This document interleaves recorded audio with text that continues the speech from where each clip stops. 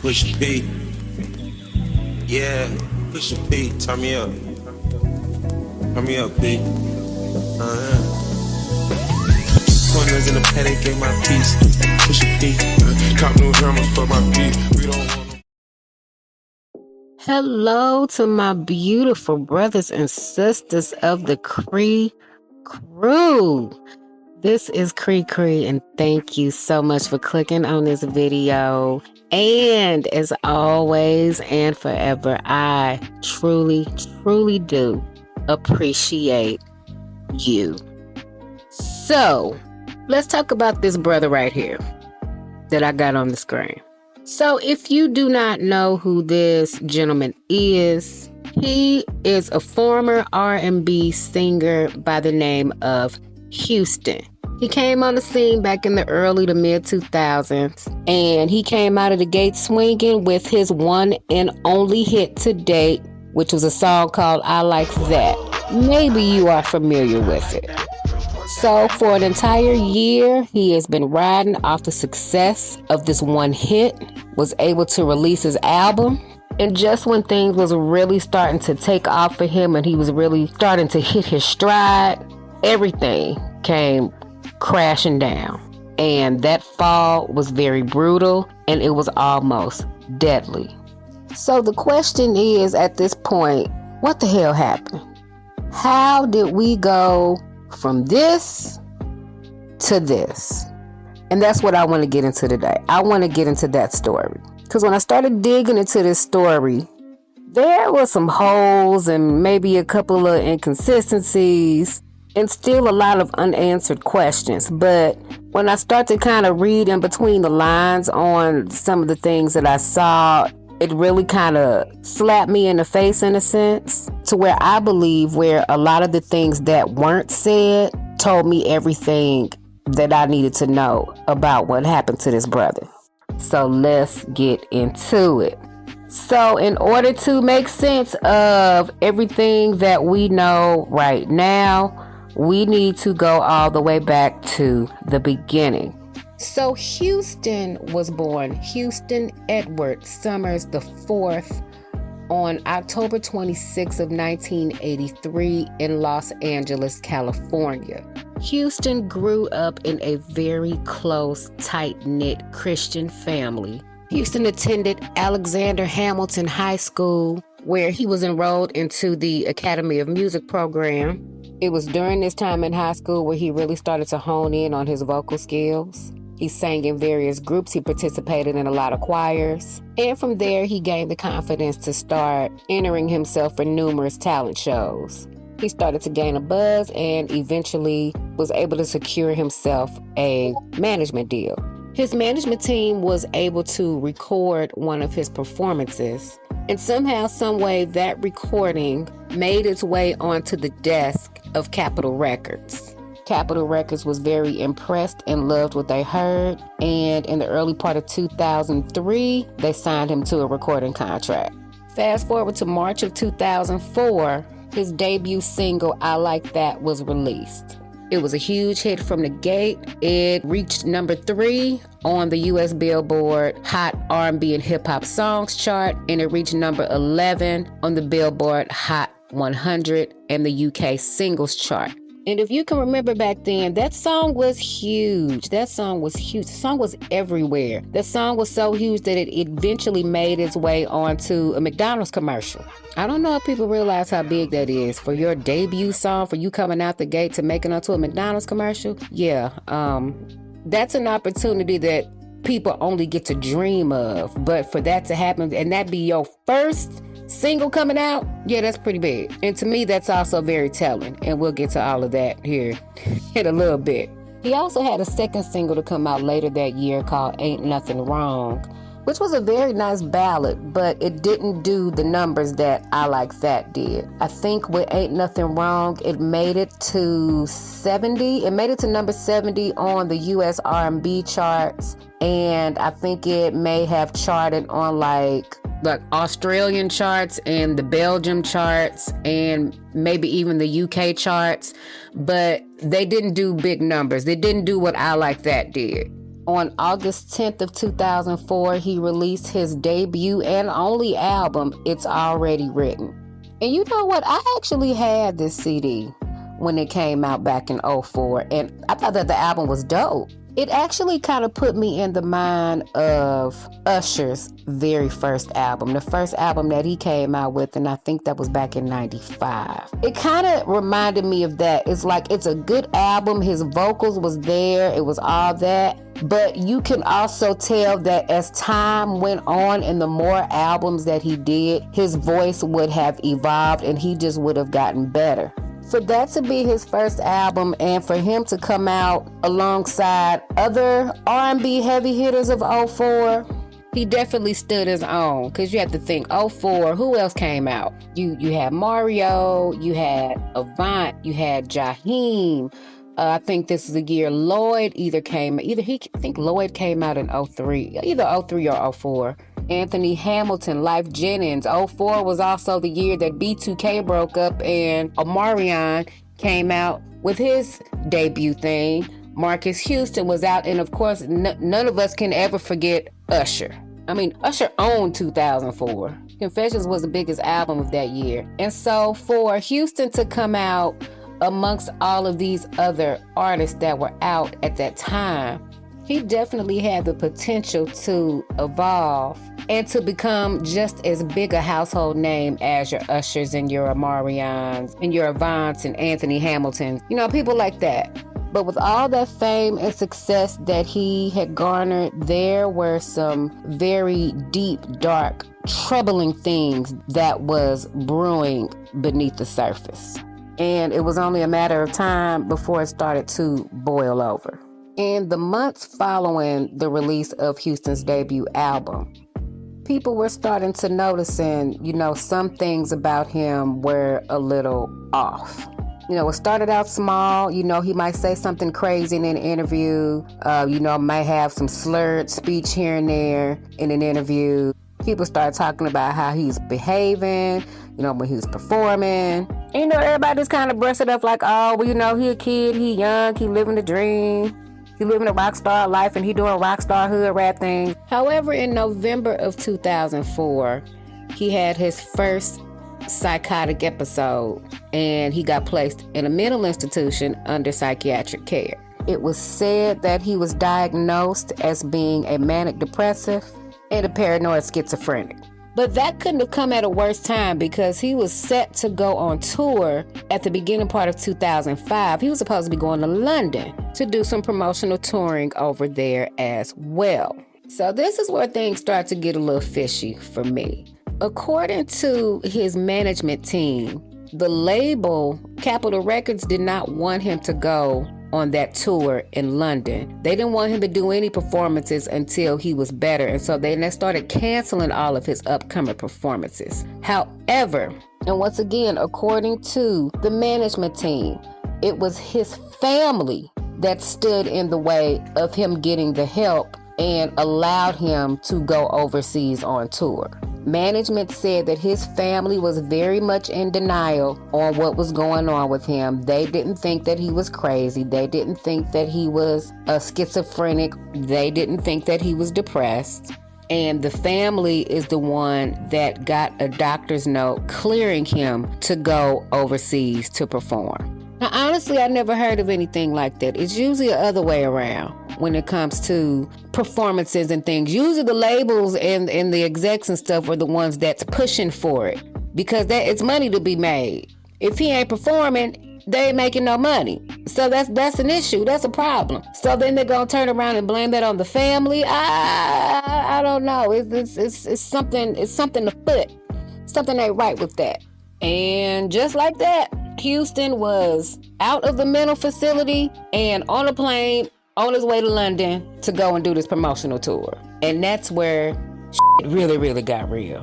What was supposed to have been this big comeback from this mental crisis that he had turned into an all-out shit show that absolutely nobody saw coming. And also I find this part strange because there are like 3 different events of what happened in this story, what happened over in London. And so I'm kind of going to go through all those and At that point, you can kind of determine which one is more believable or not. So, according to reports, on January 27th, 2005, Houston attempted to unalive himself by trying to jump from a 13th floor window in a London hotel. On January 27, 2005, Houston would have a nervous breakdown and gouge his own eye out. He claimed that the devil made him do it. While at a London hotel, Houston's bodyguard confirmed what he had actually saw. He said, "I went to check on him before going to bed and I saw blood on the floor. Houston was lying on his bed with a towel over his face and I removed the towel to find his eye hanging out. He said he had to get the devil off his back and that's the only way he could kill the devil." Early on, Houston confirmed that he was raised in a Christian household, but the devil got a hold of him in that music industry. Many people... That account of that story right there is already causing me to raise an eyebrow because, for one, because if somebody is attempting to jump out of a window, the answer is not to lock him in a hotel room by himself where he can potentially try to jump out of the window again. At that point, he needs to be watched constantly and nobody needs to have him out of their sight. So that already didn't make a whole lot of sense to me. And then also, too, they said that he tried to jump from the 13th floor window. Now, I don't know how they do it overseas outside of America, but I do know that here in America, a lot of buildings, a lot of tall skyscraper-ish buildings like that does not have a 13th floor. It has been a long withstanding superstition with the number 13 and how that brings about bad luck. There's even a term for this. There's a term for people that have a phobia of the number 13, and it's called triskaidekaphobia. I vaguely remember this. I actually remember learning about this back in my psych class back in college. So, like I said, I don't know how true that is because a lot of buildings don't have a 13th floor, and so they specifically said he tried to jump from a 13th floor window. I'm a little iffy on that.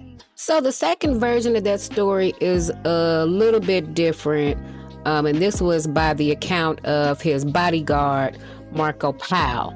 Now, Marco says that the story about him jumping from the window is not true, but what he did say was this. He said after dinner, he went to his room to read the Bible. He is an avid reader of the Bible. I walked into the room to talk to him. I pulled the towel off his face, and that's when I saw he had gouged his eye out. He said he had to do it. He said that had freed him from everything. He was happy after that. He said he was changed and was ready to go. That symbolic statement basically freed him from all the pain he was in. He feels like he is closer to God now. So definitely not S side. But here is where conflicting information starts to come into play and things really start to get confusing.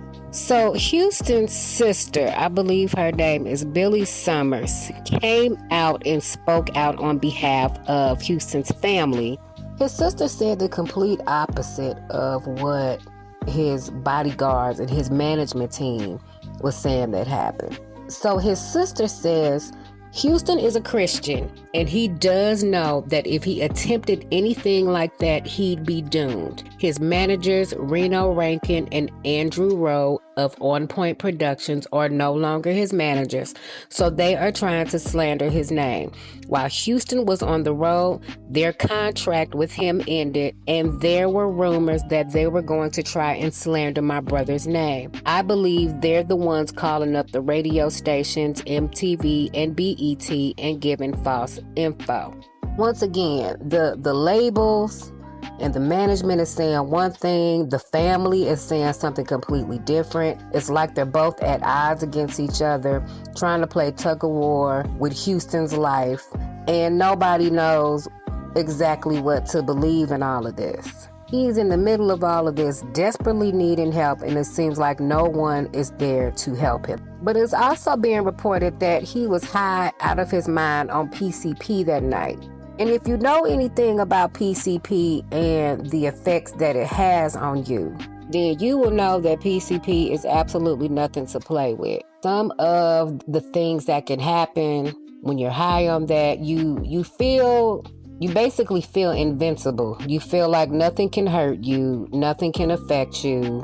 You have effects of disorientation, you're hallucinating, very, very bizarre behavior, memory loss, you're agitated, you constantly being combative, you have a sense of detachment, you can't concentrate, you can't think, you have loss of coordination, changes in body awareness, distorted sensory perception. So looking at those lists of symptoms, I can definitely see that being the case and why he thought gouging his own eye out did not seem like a bad idea, because from what the reports are saying, when the bodyguard said when he found him with his eye gouged out, he didn't appear to be in any pain. He didn't appear to have any remorse for what he did. He just basically looked out of it and was like, I got to get the devil off my back, and this is the only way to do it, and I feel better and I feel free. He might have been out of it. He might have been out of it, but that's not something that was a one-off thing, and that's definitely not something that he started on his own. I believe that was something that was started and given to him by people in the industry. The industry ain't nothing but a group of drug addicts. Everybody in the industry does drugs of some sort, of some form. They're doing some type of drugs, and it's everywhere, it's readily available. And if you are a young, starry-eyed, bright-eyed kid coming into the industry and you're not understanding what's ahead of you, you could easily fall into those traps and not even realize it. And by the time you realize how deep in that trap you've gone, it's too late and it's almost impossible to get out. And then that's when you have to go through drastic measures, like trying to take your own eye out. And at the end of the day, that's exactly what I believe happened to him. When you coming into the industry, all you expecting to do is sing. Sing, make albums, make videos, do concerts, that's it. That's all you see, and I'm gonna get rich, and that's all you see. You don't know and don't see that dark side until you are in it, until you are deep in it. And I believe with him, that happened very early on, because as soon as he came out of the gate with that first single, he took off quickly. The video, the song had all these heavy hitters in it. You got Chingy in there with you. You got Nate Dogg singing the hook. You got an all-star cast making cameos in your video. Your debut song made it on a McDonald's commercial. You just coming out the gate and you have your first song on McDonald's? That is practically unheard of. There are people that's been in the industry for decades by that point that would kill to have one of their songs featured on a commercial. And especially a commercial as big as McDonald's. And so for all of that to happen for him that early on, before he even had a second single out, that tells me that he might have had to do some things. He might have had to do some questionable things to get that off the ground. I say this, I don't know how many times. The entertainment industry will give you what you want as long as you are willing to give them what they want. And as long as you can do that, they can make you one of the biggest stars in the world. And it's possible that when he got that, it felt good for that moment. It felt good for him to be known and to be, or almost a household name. He wasn't here that long enough for him to even be garnered a household name yet. But for him to get that kind of status and that kind of clout early on, yeah, I bet that felt great. But when you have to think in the back of your mind what you had to do to get that, yeah, that will mess with you mentally. That will mess with you mentally and emotionally, and in his case, physically, which is what I think is what eventually led him to being put in that psych facility because whatever it is that he did or whatever it is that he thought that he had to do to get what he wanted, it got to him. It got to him, and he probably was having a hard time facing that and living with that. So then the industry put him in this mental institution and tell everybody, oh, he's suffering from depression, anxiety, and paranoid schizophrenia. Yeah, that may be true now. That may be true now because of what they done put that boy through.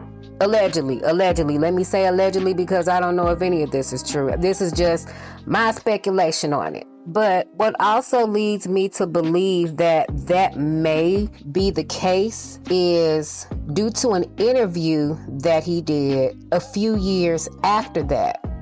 So back in 2015, about 10 years after the eye gouging incident, a channel here on YouTube by the name of Hood News did an interview with Houston, pretty much giving us a bit of a where are they now, what are you doing now type of a thing. And some of the things that he was saying in the interview, to some people, when he talked about it, it probably would not have made a whole lot of sense to him. But once again, if you know how the industry works and how they do you and how they work behind the scenes, you can tell that he was basically saying a lot without really saying much of anything. You have to just kind of read in between the lines on what he was saying. Give a listen to this. Houston, man, there was a lot of rumors about your eye injury, man. Talk to us and walk with us. Take us through exactly what happened. Everybody want to know this. We're going to hear from your mouth. That's what we want to know, brother. I'm from the hood, so where I come from, it's a whole nother element. Where I come from, different from the Hollywood scene, which is why I stay in the background of the scenes, because it's too many Fruit Loops in the Hollywood scene, so I stay in the background. When it comes to, you know, taking you someplace and making you do something, you, I say no to it. They said that you stabbed it out yourself and all these things that, you know what I'm saying, that there was drugs involved. Clear the record for everybody out there. Basically, the record's clear, you know what I mean? I got an eye injury, you know what I'm saying, dealing with certain thugs, dealing with certain gangsters, dealing with certain mafia. I had to get out that industry, man, for a second and take a breather. Because everything was clobbering down on me. Everything was going a little bit too hard on me. You know, I was blowing up. I went gold with that single with Nate Dogg and Chingy. The way they was marking me, I wanted to come out with my real record. That record was written for me. I didn't come out with that record. The clothes I was wearing wasn't really me. You know what I mean? I'm more of a harder, as you can see. You know what I mean? They put that Michael Jackson jacket on me. You know, made me wear that jacket. So I had to rip myself away before get the wrong impression about me. So what's up with this new movement, man? You got this new movement called Stop the Sodomy and Gang Rape that's going on in the penitentiary. And how did this idea come about to you to want to push this movement and influence these youths not to even go get in that situation and get locked up? Right now there's a group of people running around, little boys out there carrying weed. There's a group of little thugs out there carrying weed, driving, drinking, driving. Doing burglaries, take care of their mom, take care of their family. Gotta live and cash in some money, you know what I'm saying, to take care and live. And basically, man, I'm here to tell you, watch what you do, because it's in the pen, gang that have their manhood intact. That was never with a man and they innocent. You are in danger. Watch yourself, man. I'm jeopardized every day being the hood. Just growing up in the hood, I'm jeopardized around my that carry weed, that do crime, you know what I mean? And I can't afford to get caught up with these and end up going in the pen and losing my manhood to a man who's been me in the pen. Even if you carrying or doing something wrong and they put you in the pen, none of that is worth you losing your manhood to another man that's been raped in the pen. You know what I mean? And so what I kind of want to touch on in that interview was that immediately after they talked about the whole eye injury incident and everything that happened during his time in the industry, they immediately went into this movement that he was starting, talking about stopping the sodomy and gang rape in the penitentiary. And to me, the way that he was talking about that, it's almost like he was talking metaphorically in a sense. Like, I don't know. And from that, I can't really pinpoint if he was really talking about what actually is going on in an actual prison, in an actual penitentiary, or if the penitentiary is what he is calling the music industry. And the little boys, the young boys that he wants to save, that he wants to help, were the little boys, the young men that were like him, that came into it and had things done to them. And I noticed that he stresses the fact that there are young men and young boys that's out there getting their manhood taken by older men that's been doing this, that's been raping other men and been doing this for a long time. And how important it is for you to keep your manhood, because that's all you got. You got to keep it intact at all costs. And it just listening to that, it just made me wonder, like, what are you really saying? What are you really saying? Are you really talking about prison, or are you talking about another prison? The prison that you were once a part of, that you were once in, that you had to get yourself out of. It just seems to me like, in a sense, he was telling us everything without really saying a whole lot. And when you really start to go back into the timelines and start piecing things together, it just starts to make sense. He was not the first to come in the industry and be handled that way. And unfortunately, he has not been the last, and it is still going on today. But the only difference is now we see everything. Now we know everything that's going on. We know all the stuff, the goings-ons that was going on in the industry, that's been going on in the industry for decades at this point. In 2005, we didn't know any of that. We didn't know any of that was going on. So yeah, back then when we seen when he was having that manic episode and all of that stuff was going on, and everybody just labeled him as crazy and schizophrenic always, then that's what pretty much everybody went with, and that's what